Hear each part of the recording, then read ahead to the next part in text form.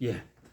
저기 보면은 백장야호 거기도 그렇지 않습니까? 백장께서 이제 설법을 하니까 그 연 노인이 가지 않고 남아있다 아닙니까? 그래서 왜 그대는 가지 않는가 하니까 나도 옛날에 여기에 주지였는데 어느 스님이 묻기를 깨달은 자도 그 은혜의 얼매입니까? 하고 질문을 받아갖고 나는 깨달은 자는 은혜의 얼매이지 않는다 라고 말했는데 그 말 한마디에 500년 동안 여우탈을 쓰고 있었습니다.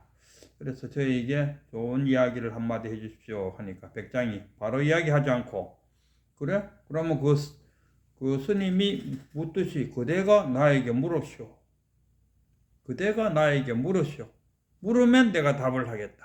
이야기입니다. 그래 우리 그 보면은 청법가도 있다 아닙니까? 큰 스님 믿고 큰 스님한테 큰 스님을 가면 보통 뭐 이제 90이 다 돼가고 막 노승 아니겠습니까? 그러면은 와서 그 젊은 스님이 와서 절을 세분하고 그 스님을 양팔에 이렇게 부축해 갖고 법당에 이렇게 탁 앉혀준다 아닙니까? 그리고 청법가를 부르고 또 예를 갖춰 갖고 삼배 올리고 그리고 한마디 말씀해 주십시오. 이렇게 합니다. 그건 뭐냐 했을 때 들을 사람이 들을 준비가 되어 있어야 말을 하는 사람이 말을 해도 그 의미가 있다. 이런 이야기. 오셰 같은 경우도 그렇죠. 오셰는 뭐 농담 삼아 잘 하는 말이 지갑은 열고 입은 닫아라. 그렇게 표현할 정도니까 오셰는 뭐 워낙이 뭐 문명이 막 빨리 바뀌니까 오히려 나이 든 사람이 따라가지를 못했어요. 저희 시대도 제가 그때 컴퓨터가 언제 나왔냐 하면은 92년도 2년 3년도 그때 컴퓨터 286, 386, 486, 586 멀티 1, 2, 3, 4 하듯이 컴퓨터가 막 급속도로 해마다 막 발전돼 갔다 아닙니까? 그래서 내가 직장에 뚝 들어가니까 이 기한을 하는데 다 손으로 했어요. 기한할 때. 본부에 보고할 때 다 손으로 보고요. 그리고 나서 타자기가 나와. 타자기에서 조금 더 발전된 게 전동 타자기. 그러고 나서 컴퓨터가 나왔어요. 그래갖고 막 급하게 바뀌니까 이제 동네에 가면은 동네 나이가 가장 많은 어르신께서 뭐 동네에 뭔 일 있으면은 그 어른을 찾아가서 물어보지 않습니까? 그런데 문명이 막 급속하게 바뀌니까 직장에서 뭐 물어보려고 하면은 갓 들어온 젊은 직원한테 물어보는 게 왜냐하면 이제 막 컴퓨터화 되니까 정신만신 뭐 거기 엑셀하고 뭐 파워포인트 이게 막 그 중심이 되니까 우리처럼 그때만 해도 벌써 아마 4, 50대로 넘어가니까 구닥다리가 되고 이제 막 젊은 층에서 20대가 막 들어오니까 컴퓨터를 가장 많이 하는 사람들은 뭐 얘도 조금 있기는 하지만 거의 젊은 사람들이 가장 많이 한다며. 그래서 막 젊은 사람들은 오히려 가서 물어야 돼. 정말 직장생활 참 재미가 없었어요. 오히려 가면 나이 든 사람이 경험을 갖고 젊은 사람들을 가르쳐주고 이래야 되는데 오히려 나이 든 사람이 젊은 사람한테 가서 물어봐야 되는 그런 상황이 놓이니까 이 직장생활이 재미가 없어졌다 이런. 그러나 아직도 이 이치와 이법계와 사법계로 나눴을 때 사법계는 그렇게 막 하지만 이치는 뭐 아무리 세월이 많이 흘러도 똑같다 아닙니까? 시냇물이 위에서 아래로 흐르지 뭐 아무리 세월이 많이 흘렀다 해서 밑에서 위로 올라갈 경우는 잘 없다 아닙니까? 봄, 여름, 가을, 겨울 이래 되지. 봄 왔다가 겨울 왔다가 여름 됐다가 뭐 가을 됐다가 이러진 않는다 아니겠습니까? 이치는 같다. 그래서 여기도 지금 이제 법화경에 보면은 이제 법화경이 이제 쭉 이제 어떻게 흘러가냐 하면은 이제 부처님께서 부처님이 이제 그 보리수 밑에서 깨쳤다 아닙니까? 그 깨치고 이제 자기 깨치는 것을 이제 아오비구를 찾아가서 전하고 또 불을 숭배하는 그 가섭 삼행제를 설득해서 자기 제자로 만들고 그래갖고 한 1200대중이 모이고 그래갖고 사리성에 들어가서 하나의 불교라는 재단을 만들었다. 그러면 거기에 들어오는 그 학생들, 뭐 부처님 입장에서 보면 학생이라고 표현해야 되지 않습니까? 그러니까 우리는 학적 하면은 중학생, 고등학생, 대학생 이렇게 수준이 같은 레벨에서 가르치기도 좋다 아닙니까? 처음에는 더하기 빼기 가르치고 그다음에 나누기 곱셈고라고 뭐 2차 방정식, 3차 방정식, 미분, 적분 이런 식으로 가르침을 하나하나 한 단계 높여가면서 해줄 수 있는데 이 부처님 제자에서 또 부모 우바리 존자 같은 경우는 머리 깎다가도 쫓아와갖고 제자가 되고 저기 시골에서 농사 짓던 아주머니가 쫓아와갖고 죽은 아들 살려내라 하기도 하고 술집에서 일하는 여자분도 와서 제자도 되고 또 그 당시에 육도 외문 또 나름대로 철학자들 또 와서 부처님의 제자가 되겠다 하는 분들도 있고 사문 뭐 이런 사람들도 부처님 제자 되겠다. 그러니까 한 방에 쉽게 말하면 대학원생과 초등학생이 한 방에 막 들어온다 이거라. 그래 이제 부처님은 왜 하겠습니까? 그 1대1 교육을 하거나 또 이렇게 저 많은 사람들을 앉혀놓고 이야기할 때는 저 고차원적인 이야기는 못 한다 아닙니까? 그러니까 이 밑에 알아들을 수 있는 사람들의 말의 수준에 맞춰갖고 이야기를 한다. 부처님 설법을 대기설법이다. 그 사람에 맞게 근기에 맞게 설법을 했다. 그 근기에 맞게 설법하다 보니까 이 부처님의 그 경전을 모아서 보니까 부처님은 어떨 때는 동쪽으로 가라 하고 어떨 때는 서쪽으로 가라 하고 어떨 때는 뭐 남쪽으로 가라 하니까 이래 갖고는 안 되겠다 해서 어떤 기준을 만들어서 아비달마라는 걸 그 소승불교에서 하나 만들었다 아닙니까? 그게 논서가 되는 거죠. 부처님 살아 계실 때는 부처님 말씀과 계율만이 2개밖에 없었어요. 우리가 삼장법사 후예승의 삼장법사가 뭡니까? 삼장법사라 하는 그 경전과 계율과 논서 이 세 가지를 잘 아는 사람을 우리가 삼장법사다. 그래서 아비달마. 그럼 우리는 저기 남방불교 가서 아비달마 베아트 해서 하고 큰 소리 치는데 아비달마 그게 부처님 돌아가시고 그 다음에 막 그 분파가 일어나고 분파불교가 생기고 그 다음에 또 막 발전해 갖고 중론이 생기고 또 저쪽에 또 들어가서는 유식론도 생기고 막 발전해 간다 아닙니까? 근데 조성불교는 아비달마를 만들어 놓고는 그 부처님 살아 생전에 부처님이 말씀한 것만 경전으로 하자. 그래 갖고는 그 학문이 철학이 발전이 안 된다 아닙니까? 예를 들어 소크라테스 말한 것만 철학이라 하고 그 이후는 철학으로 보지 말자 이 말하고 똑같은 이야기가 되고 그러나 불교는 쫙 계속 끝없이 발전하고 그러나 그 속에는 뭐가 있어야 되느냐? 중도가 있어야 된다. 중도가 있으면은 부처님이 직접 설한 말이나 부처님이 돌아가신 1000년 후에 누군가 지금 이 법화경 이 대승불교의 첫 번째거든요. 이 내용상으로 볼 때 이 그 오법연화경 이 식경 줄여서 법화경이라고 들었습니다. 이 법화경이 대승불교의 처음이다. 가장 처음으로 나온 이거 전에는 그 반야부는 뭐냐 공이다. 공사상을 이야기한 게 그거. 이 대승불교 소승과 대승의 불교를 쫙 갈라. 그럼 소승은 뭐냐? 소승은 이 목적이 뭐냐 하면 번뇌망상을 없애갖고 그 해탈과 열반에 드는 것을 목적으로 하고 있는 것이 소승불교다. 그러나 대승불교는 뭡니까? 해탈이 아니고 번뇌망상 속에서 자각하여 부처가 되겠다 이거. 그러니까 이 소승불교에서는 부처님 하면은 그 석가모니 부처님을 이야기하고 그 소승불교에서는 부처님 한 분밖에 없어요. 그러면 완전 교주처럼 받들게 되는 거죠. 교주가 되고. 그러면 오히려 소승에서 어떻게 보면은 그러면은 석가모니 불이 오히려 교주가 되어버려요. 그러니까 대승 쪽으로 들어가서 부척하면은 그 석가모니뿐만 이야기하는 거죠. 제가 잘 비유하는 것이 의사다. 의사가 뭡니까?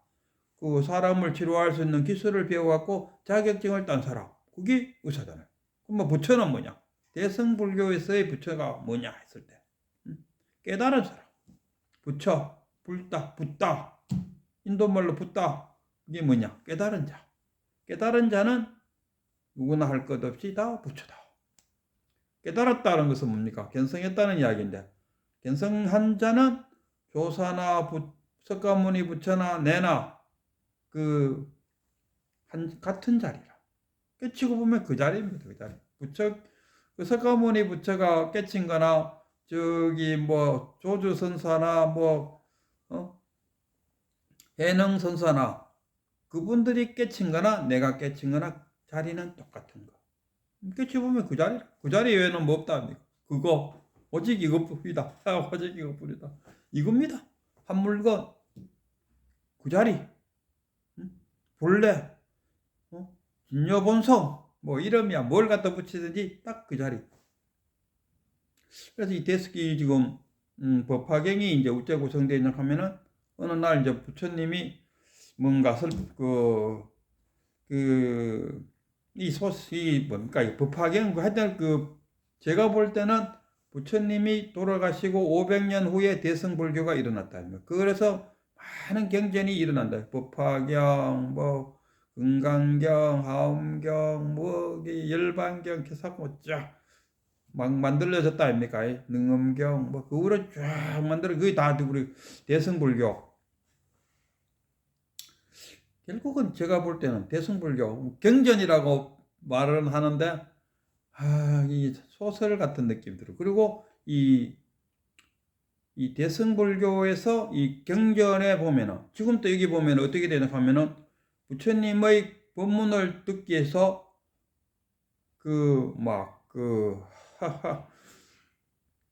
온갖 하늘의 천신들, 보살, 성문영가 또 그 불법을 수호해주는 수호신들 막 수천억 망명이 쫙 군집회가 모여 있다 아닙니까? 그래가 부처님의 설법을 들으려고 이제 쫙 앉아 있어 있겠네. 아이고 이게 뭐라카노 서품에서 미륵불이 어이구 어째 이리 사람들이 많이 모였지? 도대체 부처님이 뭐 하려고 이렇게 많이 모였는고? 그러니까 옆에 있는 문수보살은 옛날에 그 전생에 그 부처님을 모시고 이때의 부처는 이 석가모니 부처만 아니고 옛날 그 깨달은 그 자를 부처라고 합니다. 수많은 부처들 중에 과거 억급 전에 그때 문수보살이 부처님을 모시고 있었는데 이런 일이 있었는데 이게 도대체 지금 왜 이렇게 많이 모여가 있습니까? 하고 물으니까 그 문수보살이 내가 전생에 아주 몇 억급 전에 무슨 부처님을 모시고 있었는데 그 부처님께서 지금 법화경을 설하셨다. 그때 나는 그 부처님의 제자인 보명보살이었는데 내 밑에 제자가 하나 있었는데 그 제자가 처음에는 농띠 좀 피우고 이렇게 하더니만 그래도 늦게나마 깨달아갖고 공부를 열심히 한 제자가 있었는데 그 제자가 바로 미륵보살이고 그때 보강보살이 내다. 이렇게 서로 간의 인연설을 이야기하면서 그래서 이 지금 부처님께서 지금 우리들한테 대승법을 설하려고 하니까 이렇게 천신들하고 다 모여 있는 것이다. 여기까지가 이제 서품 아니겠습니까? 이 또 보면 그거하고 똑같아요. 금강경에도 부처님이 밥 먹고 신발 발 씻고 탁 앉아 저 누구야 또 아이고 무슨 거사? 아이고 무슨 거사고 아이고 거기도 그것도 또 비슷한 건데 갑자기 생각이 안 나네. 인도의 그 거사 있지 않습니까? 유명한 거사 책 이름이 갑자기 안 떠오르네. 거기도 보면은 이런 식으로 야 부처님이 앉아 있다. 그리고 아이고 무슨 갑자기 보살 그사 이름이 안 떠오르네. 거기 이제 백문안 갈락하는데 누구 갈 것인가 뭐 이런 거 비슷해요. 그러니까 이 경전이 나오는 그 시점도 거의 비슷하고 그 소설에 뭐 소설 쓰는 어떤 패턴이 있듯이 이 경전도 그렇게 패턴이 있는 것 같아요. 어쨌든 서품이 끝나고 그 다음에 이제 방편품인데 그래갖고 이제 쫙 모였는데 부처님이 이제 설하려고 가만 생각해 보니까 이거 뭐 성문영각 이승들은 그러니까 그러니까 아라하니까 하면 성문영각 보살을 우리 삼성이라 그래요. 성문영각 보살. 성문은 뭐냐? 가만 부처님의 말씀에 의해서 깨친 자. 깨쳤다는 건 뭐냐? 번뇌 망상으로부터 해탈된 자. 이걸 깨친 자라. 그럼 뭐 성문은 부처님의 말씀을 듣고 깨치고 영각은 그 자기 혼자 독각극기로 하기도 하고 깊게 사유해서 이거구나 하고 깨친 자. 그러면 보살은 뭐냐? 육바라밀을 통해서 육바라밀을 수행하는 자. 이 보살이라는 것은 뭐냐? 이 지금 부처님이 설하고자 하는 이 대승법은 이 보살들만이 들을 수 있는 법이다. 이 보살이라는 게 뭐냐? 부처가 되고자 원력을 세운 자. 이 성문영각은 부처가 되고자 하는 원력을 안 세웠어요. 자기들은 오직 그 번뇌망성으로부터 해탈되는 상태야. 아라한이 됐으면 되었지. 그게 끝이다. 그러나 이제 부처님은 그게 아니다. 이 부처님이 그게 아니다. 제가 볼 때는 이래요. 부처님 살아생전까지는 그 불교를 믿는 신자들 이 수준이 너무 낮아갖고 부처님은 소승불교에 밖에 못 가르쳤어요. 물론 그 폐기는 폈죠. 오비구를 만나가 벌써 아마 나는 중도를 체득했느라 하고 오비구에게 중도를 설했고 또 깨치자마자 바로 그 하엄경을 발했다니까. 그래서 부처님은 소승과 대승 구별함이 없이 부처의 불법의 큰 뜻을 다 이야기했지만은 실제로 가르쳐 주는 거는 하도 이 제자들이 근기가 낮으니까 대승불법을 이야기 못했어요. 그리고 나서 이 대승법은 이제 쉽게 말하면 500년이 지난 이후에 그 다음에 조사들에 의해서 지금 설하고 있다. 저는 이렇게 이게 정상이죠. 그래서 어떤 사람들은 부처는 소승불교다 뭐 이렇게 부처를 좀 이렇게 낮게 말하는 분들도 있는데 그건 아니다. 단지 제자들이 근기가 낮아갖고 대승법을 설해도 지금 못 알아들을 것 같으니까 못했는 게라. 지금도 이 법화경에는 어떻게 하냐 하면은 자기가 설하려고 또 했는데 아이고 그만두자. 내가 설하려고 했는데 괜히 내가 대승법을 설했다가는 또 그 성문영각들이 놀랄 것 같다. 그래갖고 그만둬야겠다 하니까 여기서 사리불이 아닙니다. 그래도 누군가가 알아들을 자가 있지 않겠습니까? 그러니까 부처님이 아니다. 그만하자. 세 번을 하니까 사리자가 세 번을 청했어요.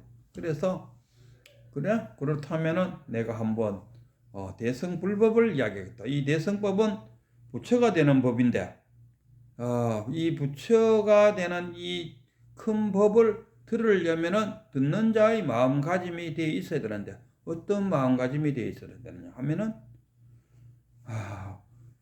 부처가 되겠다고 하는 원력을 세운 자, 부처가 되고자 하는 원력을 세운 보살들이 이 법문을 들을 수 있는 거지.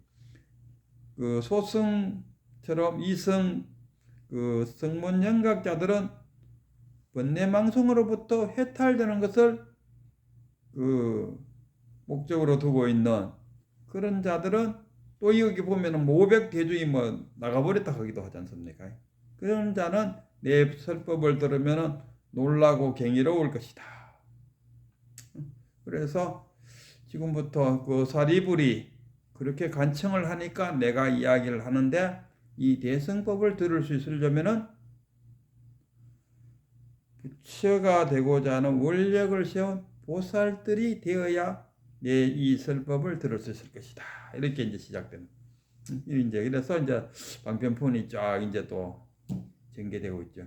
그래서 이게 이 법화경에서 말하듯이 우리가 나도 견성하고 싶다. 그 견성하고 싶다 하는 저하고 좀 이렇게 대화를 나눠보면 견성 진짜로 하고 싶어요. 간절하죠. 막 이렇게 표현해요. 견성하고자 하는 마음은 간절한데 그러면은 이야기를 이렇게 하면 그러니까 뭐 꼭 제 말만 아니라도 뭐 경전이나 큰 스님의 설법을 들으면서 그것을 싹 바로 땡기 드려야 되는데, 보통 중생이라서 중생의 분별심을 갖고 깨달음을 들으니까 못 받아들이는 거예요. 자신이 아무리 그 견문각지하는 그자 보고 있는 그자가 바로 참나입니다 하고 이야기해줘도 에이 뭐 그럴까, 자신의 중생심에 의해서 그것을 받아들이지 못한다. 그러면은 견성하기는 어려워요. 그러니까 그 대승법을 받아들이기 위해서는 부처가 되고자 하는 원력을 세운 보살만이 대승법을 받아들일 수 있다 하듯이, 깨닫고자 한다면, 견성하고자 한다면 자신의 분별심을 내려놓고 선지자의 말을 쫙 받아들일 수 있는 마음가짐이 되어야 견성할 수 있다. 저는 이렇게 말하고